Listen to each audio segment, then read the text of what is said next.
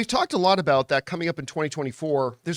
Marvel only has one movie coming out and 2 live action series. A far cry from the other year they had 8 pieces of content come out or something like that, something ridiculous. Well, there are others. Sony has got, as of right now, no less than 3 live action movies coming out based on Marvel characters. We've got Madam Web, we got Kraven the Hunter, and we've got Venom 3. Now, we don't really count those as Marvel movies, and nor should they be, but could they have an impact on the Marvel movies? And that is the topic of today's Mint Mobile Hotline question of the day. Listen, guys, if you got a question or topic for the show and you'd like to hear your voice on our show, go ahead and call the Mint Mobile Hotline anytime 24/7 at 951-268-4259. And today's is about the impact it could have on Marvel. Check it out. Hey, guys, this is Just Your Average Jose. So I started thinking about this MCU having only one movie coming out in 2024. And on Monday's show, you said not to count the Sony movies. But it got me thinking, the casual movie theater-going audience doesn't know the difference between a Sony-produced Marvel movie and a Marvel Studios-produced Marvel movie. And if the upcoming Sony movies are bad, Madam Web and Kraven, would that hurt the MCU? Because, like I said, I know the difference, but most people don't. Love to know if that has any relevance to the show. Thanks, guys. All right, Jose, thanks a lot for calling that in. And the first thing I should say is I disagree with your starting premise that most people don't know the difference. Yeah, they do. There are some who don't. I don't think it's indisputable that there are some that don't. But, my barometer for the average movie-going audience is my mom. My mom knows the difference between, those. Again, I believe there are some who don't, but I think most people do. Sony would love it if most people didn't know the difference. But I think most people, the majority of people, do. That being said, it still raises an interesting question. Even if people do know that Madam Web is not connected to the Marvel Cinematic Universe, that Kraven the Hunter is not necessarily a part of the Marvel Cinematic Universe, if these movies are terrible, maybe they'll be great like Venom, maybe they'll be terrible like Morbius, don't know. But if they're terrible, could that, even if people do or don't know that they are or are not connected to the Marvel Cinematic Universe, could that hurt the Marvel films? I would go one step further than that. I believe that it's not about the studio, it's actually about the genre. I think it goes wider. Listen, I think most people know the difference between going to a DC movie and going to a Marvel movie, but I think for the vast majority of the average moviegoers, it's really more about the genre. Because when an average moviegoer goes to see a comic book movie, if they thought the movie stunk, they are less likely to go to the next comic book movie that comes out, regardless if it's from Warner Brothers, if it's from Sony, if it's from Disney. If the average moviegoer goes to a movie, has a terrible time, they're less likely. It's not that they won't go to the next one, but instead of maybe 80% chance, it might be a 72% chance. It drops, it hurts. Kevin Feige, and we've quoted him a lot about this, he was talking about why he cheers for DC films to succeed. And he expressed the whole idea that, well, listen, if their movies come out and they're great, it's just good for the whole genre. If people go to a DC movie and have a great time and have a wonderful time and bring their friends out, then when we bring out the next comic book movie, they're more likely to come. The old saying of, a rising tide raises all ships sort of thing. That's not always 100% applicable, but there's a generalism to that I think is true. And yes, I do believe that if Madam Web, if Kraven, if Venom 3 are terrible, and by the way, I know there's a lot of conversation going about it. I have some hope for Kraven. I really do. I think there is some potential there with Kraven, especially with nose biting. Nose bite. Actually, is that nose or is he? At first I thought he was biting out his eye.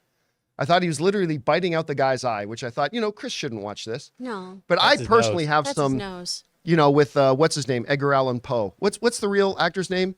Aaron Taylor Johnson. I was like, what? Aaron Taylor Johnson.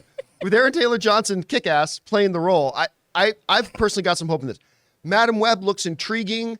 I love the premise. I'm a little bit concerned by how wouldn't all the dialogue sound in the regardless, we're not here to predict whether those movies will be good or bad, but if they're bad, yeah, not only do I think it hurts Marvel, I think it hurts DC. I think it hurts anybody who's trying to make comic book material. And 2024, it's all about Sony. Sony's got 3 movies coming out. And if they all crop the bed, and I'm not saying they will, but if they do, that will make the job even harder on James Gunn to get the new DC up and running. I'm not saying it stops him from being able to do it, but I'm saying it makes the job harder. It makes it harder for Kevin Feige to get the rehabilitation program going on Marvel's image right now. It'll make things more difficult.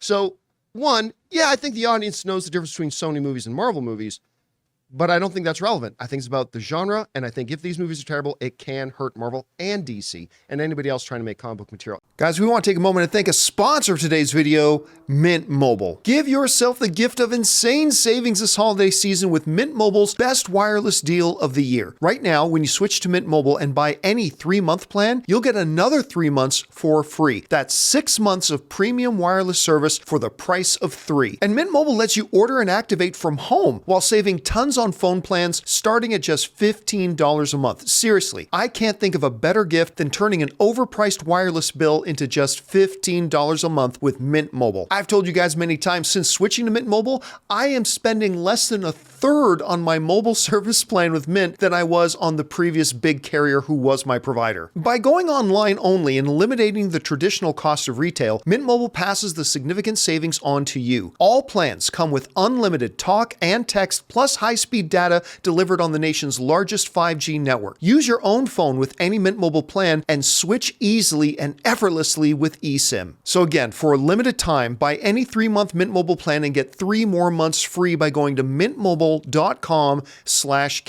Cut your wireless bill to $15 a month at mintmobile.com/Campea.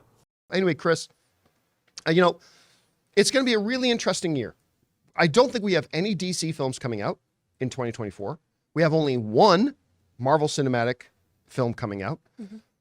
Sony's ruling the roost. What happens if those movies are bad? Oh, if those movies are bad, John? Because I'm not excited about either of these. I'm going to be completely honest. What? Kraven, I think, has potential here, right? And I am going to go into this just open-minded and try to enjoy it for what it is. It does feel quite different from the source material, which is totally fine. It's great when comic movies can stray away from their stuff. It doesn't make or break it.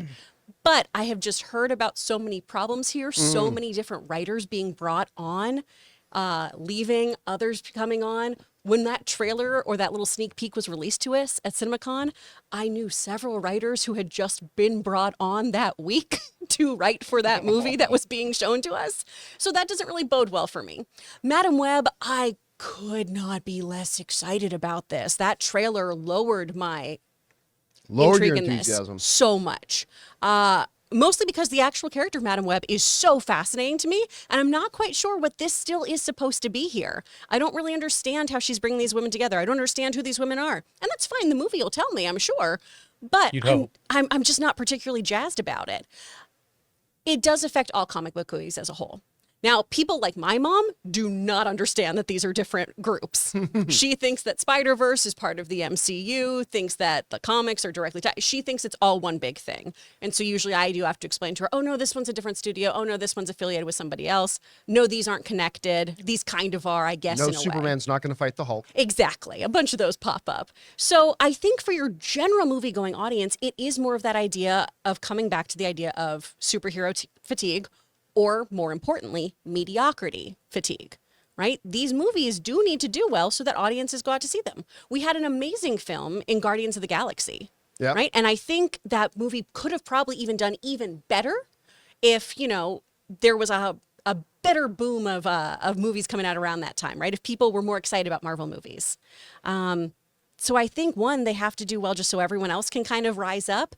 But I don't think people who are in the know either are particularly excited about these. I personally haven't heard a lot of people buzzing about either of these films. No, and when Madam Web came out, that trailer, most of the people I knew and most of the people online I was seeing reacting to it were not excited about it. And I just, it's a bummer because Sony has done such a great job with the animated aspect of it. I really want them to do well with these things that they have for live action. Morbius, great character. Truly.